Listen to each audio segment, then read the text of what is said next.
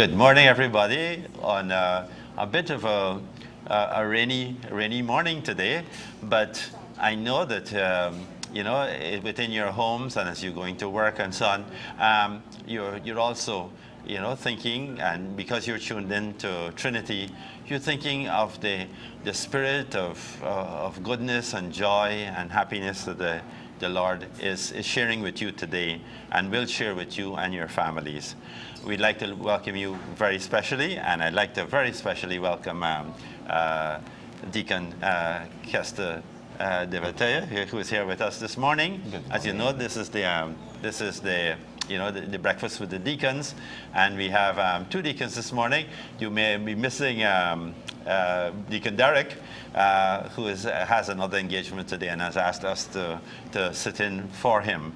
So I'd like to welcome Kester very specially. Good morning. Thank you very much. And as you know, Deacon Derek usually begins off with some news, and it's often good news. So often the news that we see in our newspapers is not so much good news or even the international news. And so perhaps we'd like to just start off this morning with just a bit of news, church news, good news. I think some of you who will have seen the newspapers would know that our Archbishop Harris was in hospital on Monday. He had to have an operation, but that operation was a great success. It was very successful. He's resting very comfortably in hospital. He's not taking, of course, because he has to rest, he's not taking visitors, but he is definitely taking and receiving prayers. So, we know that, your thoughts and prayers are with him. The bishops from across the Caribbean also have been remembering him in their prayers. So this is some good news for us and for the church. The other bit of news that we like to share is that some of you may already have known that we are going to be having a very important visitor here to Trinidad and the region in 2 weeks' time from the Catholic Church. It's Cardinal Fernando Filoni from the Vatican. He is the prefect for the Congregation for the Evangelization of Peoples. Evangelization, the new evangelization. He is a key person in the Vatican for that area. He's also, and this is, by the way, maybe it's not so important news, but he is the person who is in charge of making recommendations to the Pope for the appointment of bishops. So, I mean, that's not that important, but it's one reason why some people might be very, very interested in his visit. And he's coming to visit us for just 2 days from the 29th of November, Friday. He gets here at midday. He'll be having a meeting with priests and religious and deacons at Our Lady of Fatima Curep on the Friday afternoon at 6 o'clock. On Saturday, he'll be a meeting with the bishops at the St. John Vianney Seminary. And in the afternoon, there's going to be a big mass at our Pro Cathedral in San Fernando at 6 p.m. There'll be a big solemn mass on Saturday, the 30th of November at 6 p.m. and all are invited. And when we say all, not only, of course, Catholics, but all people who are of goodwill and interest who would like to be there. The Cardinal will be meeting with the congregation after Mass, saying hello to them, etc. And we know that, so many of us are very taken and struck by what is happening in the Vatican now with Pope Francis. He's not only news for the Catholic Church, but for the world.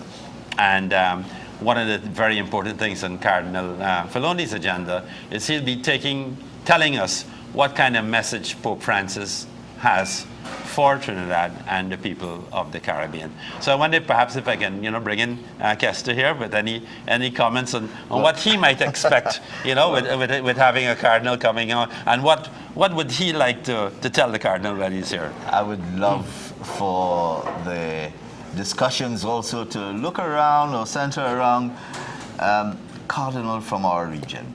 Yeah. I mean it's just wishful thinking. Yeah. I know there's a lot. We've got some great bishops in our region, powerful men, and certainly I'm hoping that maybe somehow the discussion can come around on maybe a cardinal from our region. That would be great. My pause region, just thinking about it. It'd be great for our church. But nonetheless, I mean, it's a wonderful opportunity for us as church to have that kind of representation that from the Vatican here with us. And we're really encouraging the people to come out, especially to the Mass at the Pro Cathedral, to come and fill the church and hear what the Cardinal is saying to us. I think there are a lot that we can learn from him. I'm sure that there is a lot that he has in store for us as well. That I think is going to be interesting for us, and I'm really looking forward to the time then when we as clergy and religious get an opportunity to meet with the Cardinal, just to say hi and to be in such blessed company. I think that is great.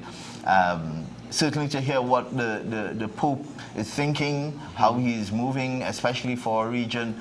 There are some great news pieces taking place. The picture that has been circulating around the world with it, embracing this gentleman who has this disease, and it was so touching. Yes. And it's something that's speaking to all of us as to how are we supposed to react ourselves when we meet people. What is evangelization really, if not going out there and bringing people to God by our own actions? Exactly. That I think is very important for us. Good. Yes, and I think perhaps in an interesting way, when the Cardinal comes to Trinidad, and I think it's in one sense quite opportune that that he will be going down south to San Fernando, because I think he will get an opportunity to see the diversity and the variety that is so much a normal, almost ordinary, that we take for granted, cultural mix here in Trinidad. I mean, the Catholic population is 26%. We have Hindus, which are all, almost the same percentage. We have people from the whole gamut of Protestant churches, etc., Muslims, and we all live together very beautifully. And I think that is one of the things that we hope that he will be able to see, when he comes here to Trinidad, and also when he meets with the bishops. In terms of news, of course, some of the other bishops felt that although here in Trinidad we may think that Trinidad is the most important part of the Caribbean, and once you've been to Trinidad, you really don't need to go anywhere else. A couple of the other bishops felt that it would be nice for him to see the other sides of the Caribbean, the church in the Caribbean. So when he leaves here on Sunday, the 1st of December, he'll be going to Jamaica, and there's going to be a mass, an ordination in Jamaica, in Kingston. So he'll have an opportunity to share with the Jamaicans. I mean, they're only 4% of Catholics in Jamaicans, but Jamaicans, they're seen and they're heard, and so I think the Catholic Church will be making itself heard there in Jamaica. And then, of course, he'll be coming back down. He has a very packed schedule on the Monday, the 2nd. He'll be going down to St. Lucia for a mass there, and then rushing over to and in St. Lucia you have about 70% Catholics or a bit more. Then he'll be going to Martinique, because Martinique and Guadeloupe are part of our Caribbean church. So he'll be going to Martinique on the Tuesday, meeting with the people there, and then a mass in Guadeloupe on Tuesday afternoon, and then on the Wednesday he goes back to Rome. So he'll have a chance to see the variety and the beauty that is the Caribbean for us. And indeed, great news for us. Really great news. Okay, good. Now, Kester, we'd like to perhaps hear a little bit, since this is Breakfast with Deacons, we'd like to hear a little bit about some of your work in Santa Rosa Parish with Father Ventur. Alan Ventur. Oh yes, yeah. Monsignor Ventur, and particularly some of the ways perhaps that the new evangelization that we're talking about You know, how is that playing out in Santa Rosa Parish? Let's see if we can start with some good news. And this one is not quite so much the Santa Rosa Parish, but I'm going to certainly get into that. Some time ago, Derek and I sat down after one of these programs and we discussed how we can move forward in doing great things. And one of the things that we came up with was the ARC movement, Acts of Random Kindness. And we spoke about it. We had a really interesting discussion. Derek put together a wonderful team that has been working behind the scenes and really putting it out. A Facebook page was launched, and from that, several people have been commenting on the various things that they are doing to make a difference, to change lives. Talking about evangelization is certainly definitely one of the areas that we can use the modern social media to really reach out to others and to share the gospel. And the gospel is being shared in this way where people are writing in about the good news that they are having, the things that they are doing. I'm seeing so many people writing in about little things that they're doing, and it doesn't have to be big things. It's just little things that are making a difference in people's lives. Just going out of your way to help people with their own transport, picking them up when you see them struggling, and in this rainy weather, looking out for them. Just simple things, reaching out and being Christ to them, and that we see is making a difference. In Santa Rosa Parish, there's a lot going on. There's always been a lot. There's never a time that you can pass up on an evening at the Santa Rosa Parish and the car park is not full with some activity or the other. There are usually about 3 or 4 meetings going on at the same time. This week, the grief support team had a session where they were able to bring all the people who have had loss for the year, loss of family members and loved ones, and they called all the people who have had funerals at the church and invited them in for a service of remembrance, an opportunity to come and help with that healing. That was very well attended. Monsignor Allen, Father Mapley, who I will introduce to our viewing public in just a little while, was also there. And myself, and we had a wonderful time where we were able to help people through the process of grieving. That has been going on. So there a lot of activity in Santa Rosa Parish. They're planning on putting up the creche, the usual thing. This is the time of the year where it's very special. As we come into Advent and Christmas, it's a very special time for all of us. Santa Rosa Parish is very much involved with that. There's a parang coming up. The young people in Santa Rosa, the young adult ministry coming together to have parang. Very active parish, very active of coming out and meeting, on getting people together. And what I particularly like about our parish in Santa Rosa, you always find people who give of themselves, give of their time, give of their energy to be involved in something in the parish. And that's what you will find in Santa Rosa. And I'm sure it's all over. And certainly met people in various parishes who are very much involved.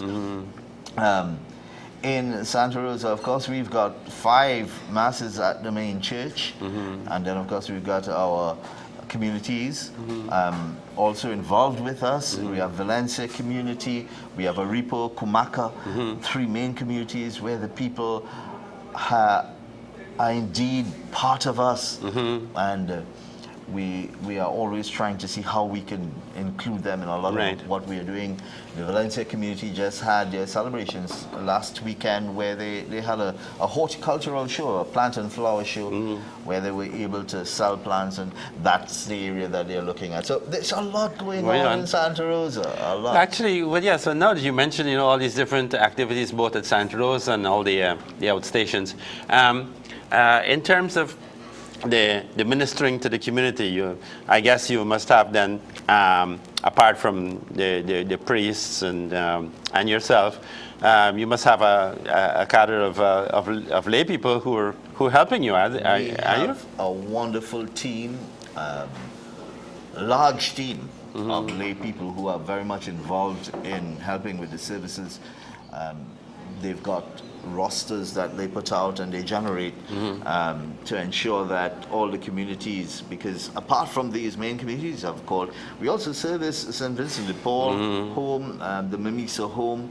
There's several areas that they are also lending support to. So without their support, I don't know how we would have been able to meet the demands of the needs of the people, liturgically and spiritually otherwise, without the help of the lay people. We've got some very strong people in lay ministry at Santa Rosa Parish. A lot of them have allowed themselves to take part in much of the programs that the church has. The July, August holidays where we have the School of Liturgy. A lot of them are involved in that. Then you've got the communications workshops that are always on year after year. The people from the parish take part and have themselves trained in this particular area. Sometimes the parish supports many of the applications as well. So that what we have, a group of people who are genuinely interested. We have a cadre of people who are involved with confirmation year after year. They give up all their Sundays when we have confirmation class. They come out and they teach the program. Then the First Communion. Always there is something going on in the parish, and the lay people are taking full responsibility for carrying it on. We have got a children's liturgy at some of the masses, at 6:30 on Sunday evening and the 9 on Sunday morning. And the lay people are there to take the children through the liturgy. They take them and they read the gospel reading and help them to understand what the gospel is saying to them in a context that they can understand. Beautiful. Participate in activities. So the lay people, we must recognize them. And in doing so, last year we graciously received a venue given by one of our parishioners to host a service or a luncheon in remembrance for our volunteers at the various parishes at our parish. This year we're doing the same thing. We're trying to reach out to the people who have been volunteering their time, volunteering their service to the church, and to give recognition to them. And it's something that I think we as a church need to look carefully at.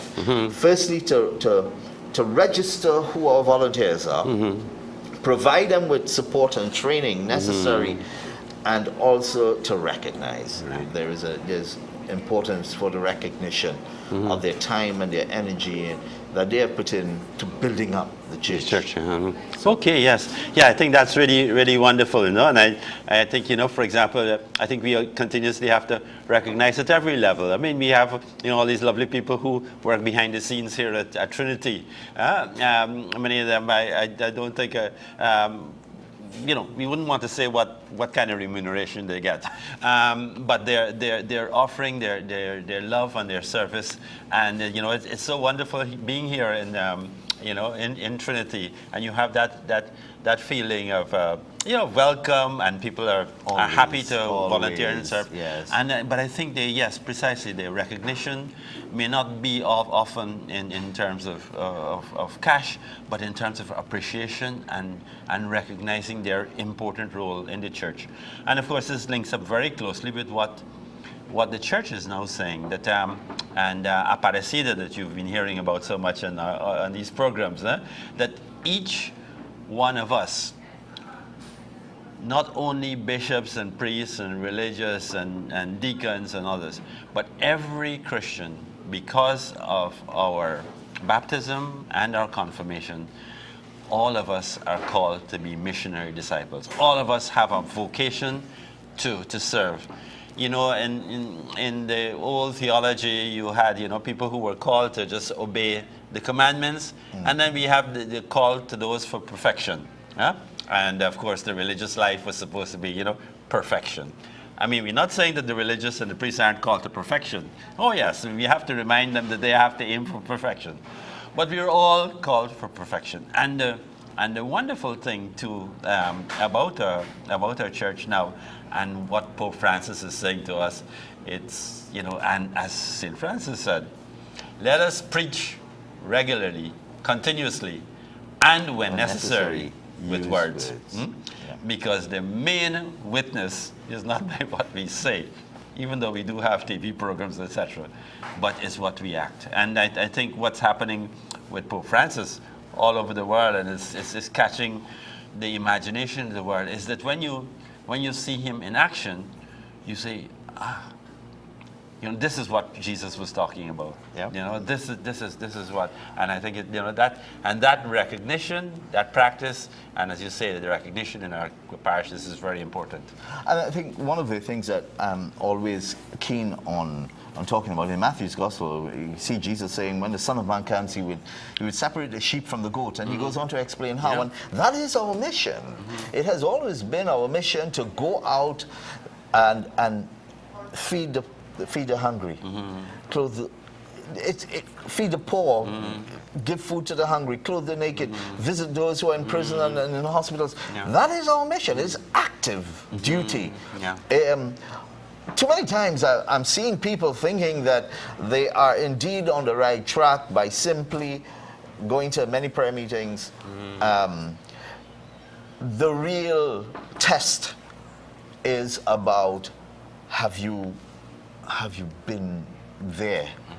Have you been there when I was in need? And that's the real test, and that's the active ministry that the Pope is showing us, to reach out to people at their point of need. That is what we will be judged on. How do we go out there and help them? And yes, preach often, and when necessary, use words. It's about our conduct. It's about how we behave. It's about how we reach out and touch people at their point of need. Exactly. And, sometimes when we think of this reaching out, we think generally in terms, what you call the corporal works of mercy, helping, visiting, the helping the poor, etc.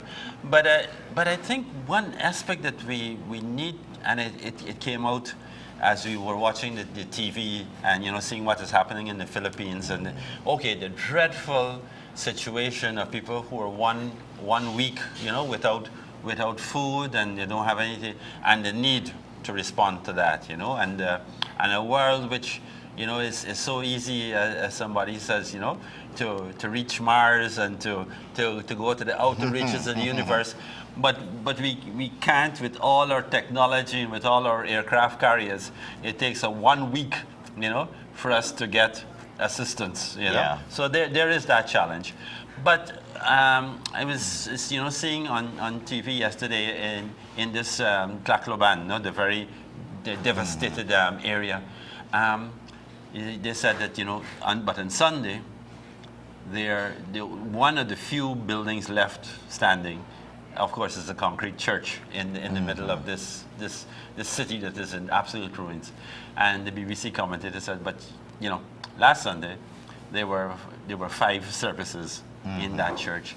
And I think the very important aspect is, the church, the Catholics, others, reaching out to people in grief.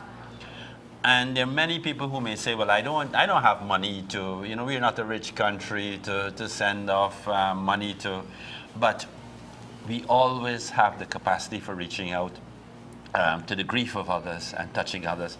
And in that sense, I was very struck when you mentioned a group called, is it Grief Support Group? The Grief Support Team, yeah. I think look, there's nobody here, nobody, however poor we may be, that does not have the capacity to reach out to the grief and the support of others. And we don't realize, and this is why I think our services for the funerals and so on are so very important. Yes. Not only from the church, but the laity and everybody. Could you say a little bit more about grief support? Because I think this is something that is... It's a team. It's a team that has been in operation. In fact, this year they celebrate 10 years in a parish of active ministry. They meet every week, and I think it's once a month, sorry. Yeah. And they meet with people who have had loss in their family, loss of loved ones. And they allow them to grieve. They allow them to share. And at no time would anyone in that group say to someone, okay, it's time now for you to grow beyond that. Okay, it's time for you to finish that. They allow the person to grieve, and grieving is a process that is necessary. If someone does not grieve, the grief manifests itself in some sort of illness or disease. Exactly. That's how the body works, and it must be able to come out. And this group, this team has been working for 10 years now, and all of them have lost loved ones in some very, very difficult circumstances. I know of some of the stories. And they are there providing that support for others who have lost, allowing them the space and the time to say what's going on with them. They meet every month, and also once a year, like what they had this week. They would have this gathering where they encourage people to come, to bring pictures of their loved ones, and there's a remembrance table where the pictures are placed so that people can see there has been a loss. And that is a human experience. That's what's going on with there. And there was something that you mentioned that I thought was of great interest. In the Philippines, a lot of people want to send food and money and food and water and clothes. It will take too long to get there, and the amount of equipment and transport that will be required to get it costs a lot to get there. The Red Cross has set up a fund where people are able to give money so that they will get it to them. I think that's the best way to do it. Clothes and food and water will take too long to get to these people. The Red Cross has what it needs to be able to get it around. And of course, here we're speaking as an unofficial representative of the Red Cross. At one time, I was at the International Federation. Yes, exactly. So he's speaking from a lot of experience there. But I guess perhaps one of the things that perhaps I'd like to suggest to our listeners, I'm sure everybody who's watching this program knows somebody who's going through grief right now. And I'm just wondering, perhaps as a thought, maybe for today, maybe to pick up a phone or to just go next door to someone who is in grief and just say be with them. Perhaps you don't have to say too much. You remember in the gospel, when Jesus was with this happy crowd going into the town of Naim, and there's this terribly sad procession coming out with this woman with her only son who has died, and Jesus' first reaction, he says to the woman, "Don't cry. Don't cry." And Jesus also, well, he did cry, when he went to Martha and Mary and Lazarus. And yes, she's telling me that we're nearly time. So perhaps we'll have to stop here with just that thought of Jesus. Jesus at the tomb of Lazarus weeping, and we leave you with that thought.